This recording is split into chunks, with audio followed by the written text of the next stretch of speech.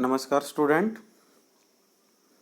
पिछले कई लेक्चर से हम जो इस सीरीज़ में क्रिस्टल स्ट्रक्चर का डिस्कस कर रहे हैं और उसमें हमने बहुत सारा कुछ सीख लिया है, like how to design structure of a crystal, what is the crystal, what are the Bravais lattice, different type of structure of a crystal, their packing fraction, and some important properties like nearest neighbor, radius, etc. Now today one more important part in crystal structure we are discussing, named reciprocal lattice. Generally reciprocal lattice में नाम से ही हमें suggest है कि reciprocal lattice, reciprocal को simple से way में अगर हम समझे तो रेसिप्रोकल का क्या मतलब होता, उल्टा। और लेटिस जो हम पहले स्टडी करके आए हैं बेसिस प्लस में लेटिस, इससे क्या बनेगी आपके पास क्रिस्टल स्ट्रक्चर। इसको सिंपल सा रिमेंबर रखने के लिए अब से 10 से 15 साल पहले जो कैमरे होते थे, लेटेस्ट ट्रेंड में आपके पास मोबाइल फ़ोन एक्सेट्रा हैं, बट उससे पहले जो कैमरे होते थे उन कैमरे के इनसाइड में रील चलती थी और उस रील में जिसका भी फोटो लेना होता था उसका एक डायग्राम क्रिएट होता था with the help of rays, optical rays भी है, ऑप्टिकल रेज भी आप बोल सकते हैं। तो उस रील के इनसाइड में जो इमेज क्रिएट होती थी उस इमेज को के लिए एक वर्ड यूज किया जाता था, negative of A photo. Negative of A photo का मतलब अगर सही से अर्थों में अगर हम समझे, एक फोटो का उल्टा। सेम काम रेसिप्रोकल में भी क्या होता है, उल्टा। इसका मतलब क्या हुआ कि अगर हमने क्रिस्टल की फोटो या क्रिस्टल की ज्योमेट्री की स्टडी करनी है तो अगर हम उसकी पिक्स उल्टी ले दें तो एक्चुअल में जो हमें फाइनल आउटपुट मिलेगी पिक्स की, वो कैसी मिलेगी, वो सीधी आउटपुट मिलेगी। जैसे नेगेटिव ऑफ फोटो का मैंने डिस्कस किया, तो इसका मतलब क्या हुआ कि अगर हम फोटो को क्लिक करवाते थे जिस कैमरे के अंदर रील होती थी उस कैमरे से, तो वो नेगेटिव लेता था और नेगेटिव से फिर उसकी जो फिल्म थी वो जो नेगेटिव था उस नेगेटिव से पेपर के ऊपर, जो फोटो वाला पेपर होता है उसके ऊपर जो है इमेज ड्रॉ होती थी, ठीक है, और वो इमेज सीधी बनती थी। सेम काम यहाँ पर है कि इन केस अगर हमने क्रिस्टल के लेटिस की स्टडी करनी है तो उसकी पिक्स अगर हम उल्टी भी मिले तब भी हम उसको क्या कर सकते हैं, सीधा करके स्टडी कर सकते हैं। इसलिए यहाँ पर ये कंसेप्ट निकल के आता है रेसिप्रोकल लेटिस का। उस रेसिप्रोकल लेटिस की कुछ एक प्रॉपर्टी के बारे में पहले हम स्टडी करेंगे और फिर हम simple cubic, body centred cubic और फेस सेंटर्ड क्यूबिक के रेसिप्रोकल लेटिस के बारे में कल या परसों के लेक्चर में फिर स्टडी करेंगे। सबसे पहले आज के लेक्चर में जो बेसिकली हम डिस्कस करेंगे वो किसका डिस्कस करेंगे, वो डिस्कस करेंगे रेसिप्रोकल लेटिस का। नाउ सबसे पहला पॉइंट, जो लेटिस होते हैं जो अब से पहले हम स्टडी करके आते हैं वो स्टडी किया था हमने किसका, डायरेक्ट लेटिस का, ठीक है। डायरेक्ट लेटिस में जनरली हमने जो लेंथ की का भी डिस्कस किया था तो डायरेक्ट उसको लेंथ ए कंसीडर कर दिया था। अब रेसिप्रोकल में वो लेंथ यहाँ पर उल्टी हो जाएगी, मतलब ए इनवर्स बन जाएगा। इस ढंग की जो प्रॉपर्टीज हैं उनके बारे में मैं बेसिकली आज जो है डिस्कस करेंगे। सबसे पहले need of reciprocal lattice. Basically जो डायरेक्ट लेटिस होता है, डायरेक्ट लेटिस में सारे के सारे लेटिस पॉइंट होते हैं वो पोजीशन के अकॉर्डिंग अरेंज्ड होते हैं, बट रेसिप्रोकल लेटिस में जो अरेंज्ड होते हैं वो according to their wave vector और मोमेंटम। जनरली सम टाइम जो रेसिप्रोकल लेटिस का स्पेस होता है उस स्पेस को हम क्या बोलते हैं, उस स्पेस को हम मोमेंटम स्पेस भी बोलते हैं। और डायरेक्ट लेटिस का जो स्पेस होता है उस स्पेस को हम क्या बोलते हैं, पोजीशन स्पेस बोलते हैं। इसको हम फोरियर स्पेस भी समटाइम्स बोलते हैं, जिस स्पेस को हम मोमेंटम स्पेस बोलते हैं। दे आर इनवर्सली रिलेटेड होते हैं बेसिकली। डायरेक्ट लेटिस में जो डिस्टेंस होता है, जो या यूनिट होती है, वो लेंथ की यूनिट होती है। रेसिप्रोकल में वो यूनिट किसकी बन जाएगी आपके पास, लेंथ इनवर्स की बन जाएगी। ठीक है। Wave vector is number of wave per unit wave length. It tells in which direction wave is propagating. सीधे सीधे अर्थों में अगर हम डिस्कस करें तो जनरली जो हम आपको का हमने डिस्कस किया था आपसे पहले, जिसको हम लेटिस कांस्टेंट बोलते थे।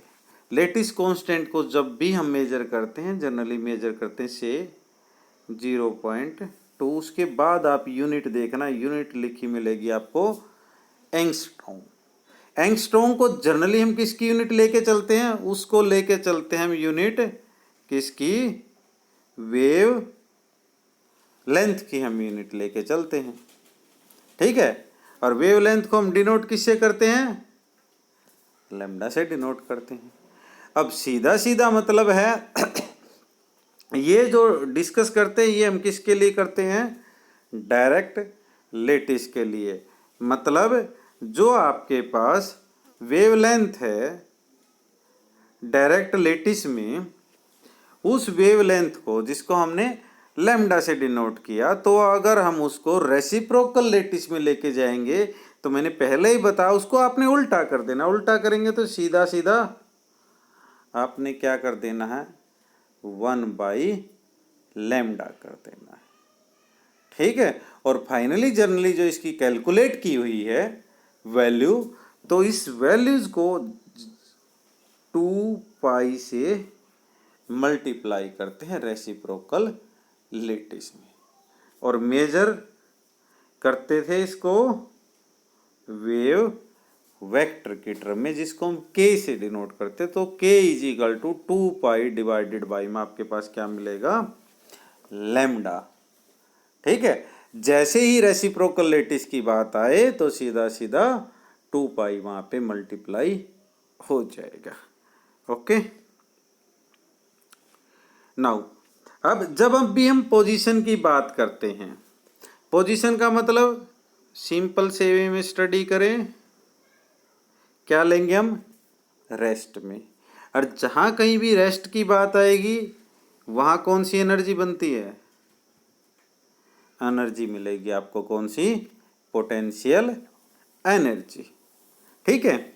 अब ये सिंपल वे में, सिंपल वे का मतलब यहां पर है डायरेक्ट लेटिस में रेस्ट में और पोटेंशियल एनर्जी, रेसिप्रोकल लेटिस में मतलब मोशन में, और मोशन में तो काइनेटिक एनर्जी, सीधा सा मतलब है। तो इसका मतलब पोटेंशियल एनर्जी क्या होगी, पोजीशन स्पेस में, और काइनेटिक एनर्जी किस में होगी, वो आपके पास मोमेंटम स्पेस में। टोटल एनर्जी आपके पास कंजर्व्ड रहेगी। इसका मतलब kinetic energy and potential energy यहाँ पर क्या होंगे, इनवर्सली रिलेटेड रहेंगे। जैसे ही काइनेटिक एनर्जी डिक्रीज होगी, पोटेंशियल एनर्जी उस कंडीशन में यहाँ पर इंक्रीज होगी। Electron completely free, then it will have kinetic energy only. अगर इलेक्ट्रॉन कंप्लीट फ्री होगा तो सिर्फ और सिर्फ यहाँ पर काइनेटिक एनर्जी ही रहेगी, पोटेंशियल एनर्जी यहाँ पर नहीं रहेगी। ठीक है।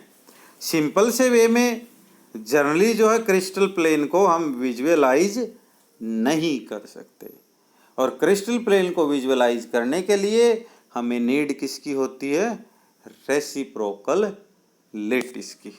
इसलिए सबसे जो बेसिक सी नीड है हमारी, जैसे ही क्रिस्टल प्लेन की हमारे पास स्टडी आएगी तो हमने रेसिप्रोकल लेटिस की जो है क्या होगी, नीड होगी। ठीक है, जैसे यहाँ पे एक डायग्राम आपको शो किया गया है और इसमें 300 प्लेन का डिस्कस किया गया और 300 प्लेन जनरली हम विजुअलाइज नहीं कर सकते, क्योंकि जैसे ही यहाँ पर एच के एल की वैल्यू इंक्रीज हो जाएगी, DHKL इंटरप्लेनर स्पेसिंग, ये मिलर इंडिसेज के साथ हमने डिस्कस किया था, इंटरप्लेनर स्पेसिंग क्या हो जाएगी, वो डिक्रीज हो जाएगी। क्यों डिक्रीज हो जाएगी? जनरली अगर हम क्यूबिक क्रिस्टल के लिए DHKL का डिस्कस करते तो उसको लिखते A/H² plus K² plus L² का स्क्वायर रूट। मतलब HKL इंक्रीज, मतलब DHKL क्या हो जाएगा, डिक्रीज। ठीक है, इसलिए यहाँ पे 300 अगर यहाँ पे हम लिखेंगे तो इसको क्या होगा, ये डिफिकल्ट टू विजुअलाइज होगी। Reciprocal lattice, each plane is represented by its normal. सारे की सारी जो प्लेन होंगी वो रिप्रेजेंट किससे होंगी, इसके नॉर्मल से होंगी। ये वैसे भी नेगेटिव प्लेन का जब मैंने एक दिन डिस्कस किया था उन प्लेन के बारे में, जब मिलर इंडिसेज हमारे पास नेगेटिव तो उस केस में भी क्या कहा था कि ये एक का ओरिजिन यहाँ पर होगा तो नेगेटिव वाले का आपका ओरिजिन कहाँ बन जाएगा, यहाँ पर बन जाएगा। ठीक है, दूसरे में अगर हम कहें कि मान लो ये जो प्लेन है आपके पास 100, तो ये प्लेन जो आपके पास बनेगी वो क्या बनेगी, 100, तो ये भी होगी, वो क्या हो जाएगी, नेगेटिव की होगी। ठीक है, इसका मतलब ये दोनों जो प्लेन है एक दूसरे के क्या हैं, परपेंडिकुलर। ठीक है, पूरी की पूरी, या यूं कह लीजिए और सीधे सीधे अर्थों में अगर हम समझे तो जैसे अगर हम अपने घर के रूम को अगर क्यूबिकल स्ट्रक्चर मान ले तो एक अगर आपके पास क्या है, फर्श हो, तो दूसरा आपके पास क्या मिलेगी, छत मिलेगी आपको। ठीक है, या एक एक साइड का फेस है तो दूसरा उसके अपोजिट साइड का वहाँ पर फेस बनेगा। तो इसलिए यहाँ पे वर्ड जो है नॉर्मल यूज किया है। Okay, now each plane is represented by its normal and length of the normal is inversely proportional to the interplanar spacing। इसका मतलब smaller interplanar spacing, larger length of the normal. जैसे ही normal की length large होगी interplanar spacing आपके पास क्या हो जाएगी, वो स्मॉल हो जाएगी। ठीक है, जो प्लेन डायरेक्ट लैटिस में हमें नियर विजिबल होगी, रेसिप्रोकल लैटिस में वो प्लेन कहाँ होगी, दूर हमें विजिबल होगी। क्रिस्टल है, क्रिस्टल में अगर हम यूनिट सेल की बात करें तो एक एक यूनिट सेल को अगर हम ज्वाइन करते जाते हैं तो हमारे पास क्रिस्टल की स्ट्रक्चर जो है निकल के आती है। इसका मतलब क्या हुआ, वो क्या है, पीरियोडिक इन नेचर है। पहले एक यूनिट सेल, फिर दूसरा यूनिट सेल, फिर तीसरा यूनिट सेल, जैसे जैसे यूनिट सेल आप इंक्रीज कर रहे हैं तो उसके कोरस्पॉन्डिंग आपके पास क्रिस्टल की स्ट्रक्चर जो है क्रिएट होती है। इसका मतलब एक पर्टिकुलर टाइम के बाद फिर से वहाँ पे यूनिट सेल ऐड हो जाएगा, सेम का सेम जो पहले वाला था एज यूजुअल, लास्ट वाला भी सेम आपके पास क्या होगा, क्रिस्टल की यूनिट सेल होगी। तो इसका मतलब क्या हुआ, it means periodic in nature है। पीरियोडिक इन नेचर है तो उसको अगर हम मैथमेटिकली लिखें तो हम क्या लिख सकते हैं, से अगर मान लो फंक्शन की टर्म में हम लिखते हैं तो क्या लिखेंगे, F of X is equal to F of X plus में टी, मान लो टी उसका पीरियड है। तो ठीक है, यहाँ पे जर्नली क्या होती है, यहाँ पे जर्नली आपके पास लेंथ से हम इसको मेजर करते हैं। ठीक है, यूनिट सेल की जनरली एक साइड की जो लेंथ है, अगर क्यूबिक स्ट्रक्चर की बात करें तो एक्स वाई जेड तीनों डायरेक्शन है, वो लेंथ क्या होती है, ए होती है। ए लेंथ के बाद इसका मतलब फिर से आपके पास एक एटम आ जाएगा, फिर ए लेंथ के बाद एक एटम और आ जाए, फिर ए लेंथ के बाद एक एटम और। इसका मतलब किसका पीरियड हम कंसिडर कर सकते हैं, ए का हम पीरियड कंसिडर कर सकते हैं। अगर हम उसके इलेक्ट्रॉन कंसंट्रेशन की बात करते हैं तो हम कैसे लिखेंगे, N of R is equal to N into में आर प्लस में ए क्या हो जाएगा, इसका पीरियड हो जाएगा। इसलिए हम इसको सम टाइम फोरियर स्पेस में भी इनको लेके चलते हैं।